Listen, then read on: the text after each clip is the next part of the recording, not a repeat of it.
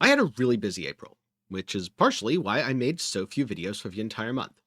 Good news is my May isn't looking as busy. Also good news, I got to play some really cool games. So, the best games that I played in April, it's got some bangers. Normally, I'd go through this pretty much chronologically. The thing is, if I do that, about towards the middle of a video, I'm going to get to a game that I'm not going to be able to shut up about, and then that's what the video is going to end on. And so instead this time, I'm not going to go chronologically at all.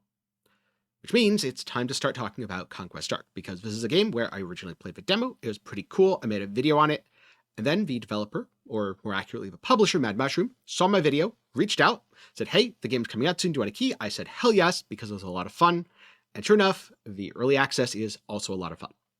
And you can play way more builds than in the demo. Think of it as Vampire Survivors for D2 fans, and personally I would say I enjoyed it a lot more than Halls of Torment.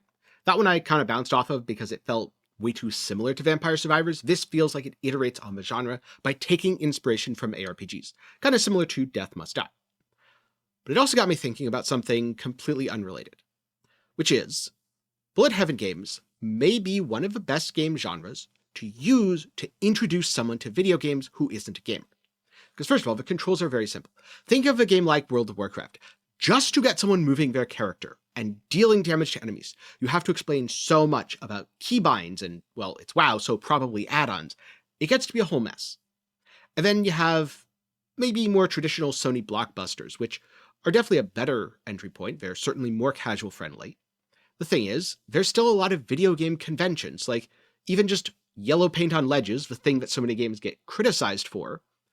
That is not going to necessarily be intuitive to someone who has never played a video game before. Bullet heavens, on the other hand, are way simpler. In fact, in terms of controls, a lot of the time you just move your character. Now, in the case of Conquest Dark, you move your character and aim your attacks, but telling someone, hey, this button moves you, that button aims, still way simpler, and then you add in the dodge, that's 3 total buttons. Now, I'm not sure Conquest Dark is the best entry point itself, as it, along with Death Must Die, is a little more complex, especially in terms of a build craft, but the game that inspired it, Vampire Survivors, absolutely super easy to get into. Then maybe for an intermediate, Brotato, admittedly, maybe that's just me shilling for Brotato because that game is awesome, still my favorite bullet heaven. And then start getting into things like Conquest Dark, like Death Must Die, like Deep Rock Galactic Survivor, because that also introduces people to a whole bunch of other genres they might enjoy. Like, if someone enjoys Deep Rock Galactic Survivor, they might also like Deep Rock Galactic. If someone enjoys Conquest Dark, they might like ARPGs. And this reminds me that I really need to play Soulstone Survivors because it's been on my list for a long time. Probably not in May, but who knows, maybe it'll hit the April video list. And so yeah, that's my random shower thought that was inspired by Conquest Dark. Now, another game that I played is Wizard of Legend 2. This has been in early access for a bit. Personally, I saw it through the AAA initiative. At the time, it looked awesome, but I noticed the reviews were mixed when the early access came out. So I was like, all right, you know what, I'll wait till closer to release, see how it goes. Very recently, I was sent a key by the publisher, so I dove in to check it out, because, I mean, if the game's already on my I'm gonna play it at some point list and you send it to me for free, I am definitely going to play it. And overall, the awesome fantasy of being a wizard wielding elemental magic and absolutely blasting enemies, the game 100% delivers on it. But also I can kind of see why the reviews are currently mixed, as I did unfortunately encounter a few bugs. Also, the game is really difficult. Like, I played for almost 20 hours before winning a single run. Don't get me wrong, the game's fun enough that it was absolutely worth it. I was failing over and over again. Each time I was like, is this game really hard or am I just bad at it? Honestly, still not sure. If you've played a lot of Wizard of Legend 2, tell me down below. Is the game really hard or am I just really bad at it? Either way, my point is, I failed run after run after run for about 20 hours, and each run takes, I don't know, let's just say an average of 30 minutes. So we're talking around 40 runs, maybe 39 failures, and I hit magic number 40 for the win before I won, and I was still playing the game, which is something that has not happened since Risk of Rain 2. Another roguelike that I played a lot of, way too much of actually because it supports multiplayer as well, where I failed a ton before finally getting my first win, and oh man, it feels so good. Now, Wizard of Legend 2 has an Arcana system. These are basically the spells which your wizard can cast within a given run. You get to take certain ones in, and within the run you can find them or upgrade them. And for a long time, I was trying different combinations of Arcana to try to get the most damage possible, because I really struggled to dodge enemies, so I figured, well, I'll just kill them faster.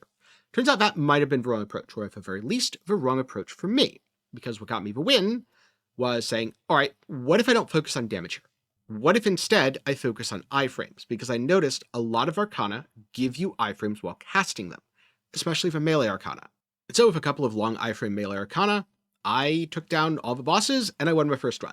At this point, I'm not entirely sure if I'm going to play more multiplayer with Wizard of Legend 2. It was pretty good though there was some rubber banding, or if I'm going to play more single player, or if I'm just going to wait for a big update. Either way, it's a cool game, and when you have some time, you should check it out. And so now the part I've been waiting to talk about, or I should say the part that I've been saving, because you always save the best for last. That being Clair Obscur Expedition 33. This game is incredible. So incredible that without a moment's hesitation, I jumped into New Game Plus. Something that hasn't actually happened since Armored Core 6 Fires of Rubicon. Because so often, I'll play through a game, I'll get to the end, I'll be like, that was really cool, I want to go to New Game Plus. And I will play New Game Plus for 1 or 2 hours, and then go, actually, no, I just did all this, I'd rather go play something new. This is exactly what happened with First Berserker Kazan. When I beat the last boss, I was excited to go into New Game Plus, went to bed, woke up the next day, played for like an hour in New Game Plus, and that was that. This did not happen with Clair Obscur. In fact, if anything, I was more driven to play through on New Game Plus because I realized there are so many layers to the story that I didn't understand the first time through because I simply didn't have the context. Little Easter eggs that, sure, there are hints and you get some ideas, but you don't know the answer for sure. Then, playing through a second time, you already know the answer because you've experienced it. Therefore, you can appreciate entirely new levels of nuance that the story presents. This is incredible. The last game that I can remember that had storytelling this good was The Witcher 3, and much like The Witcher 3, characters are so well-rounded. It is not simply a matter of the evil characters are evil for the sake of it, or even that the evil characters are pure evil, and a lot of the good characters aren't purely good either. Instead, many of them are very flawed, and I would almost say protagonist and antagonist rather than good or evil. Now, as much as I'd love to go into more detail there, I feel like it would give away certain parts of a story that you really just should dive in, play, and experience for yourself. For me personally, I was hooked on this game as soon as I played the preview build. It was basically 3 hours of gameplay from the start, though as part of that preview, the game's entire prologue was excluded, so it was a little bit of a different experience when the game released. But the more you play, the deeper you go into the story, the more interesting things get, because there's always a thread, and you pull on it, and it unravels just a little bit, and you learn something new.